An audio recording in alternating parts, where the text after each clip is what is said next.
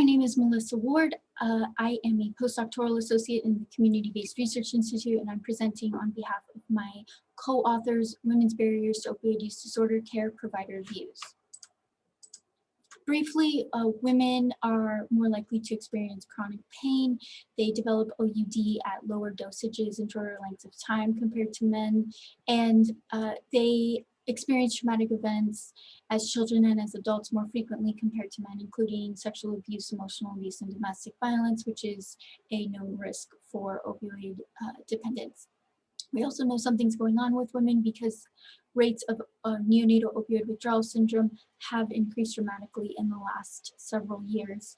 The NIH and the Office of Women's Health have noted that research specific to women is needed because substance use treatment strategies have traditionally focused on the needs of men. Briefly, this presentation is based on one aim from an FIU RCMI pilot study, which I was a PI of. Interviews with providers were conducted between November 2019 and March 2020. A total of 24 interviews were conducted. Thematic analysis was used to complete the qualitative analysis, and two coders independently analyzed the interviews. Briefly, the results: 71% of the individuals I spoke with were female, 58% Hispanic, 21% Black, African American. You can also see here a description of the types of individuals I was speaking with. The Gilbert-Anderson behavioral model for vulnerable populations and the NIMHD research framework were used to frame the results. At the individual level, a lot of themes emerged related to housing. Other barriers included cost, the ability to navigate the system, access to childcare, and competing priorities.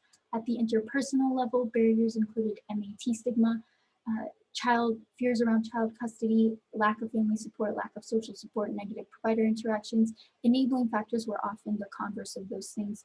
Child custody was also cited as a motivating factor for women seeking care by these providers.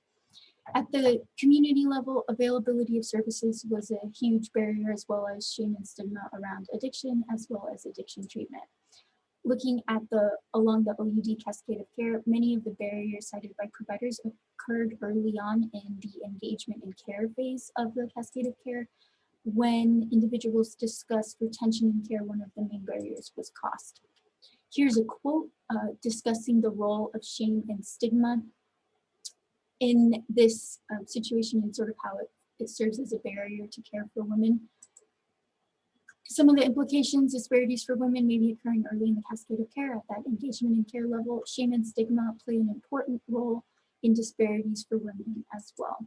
Take-home messages: to improve access to care for women with opioid use disorder, gender-specific strategies that support women's unique emotional and practical needs must be employed to engage them in care. I'd like to acknowledge NIMHD for the FIU RCMI funding that funded this pilot study. All of the views are solely the responsibility of the authors and do not necessarily reflect the views of the National Institutes of Health. Thank you very much.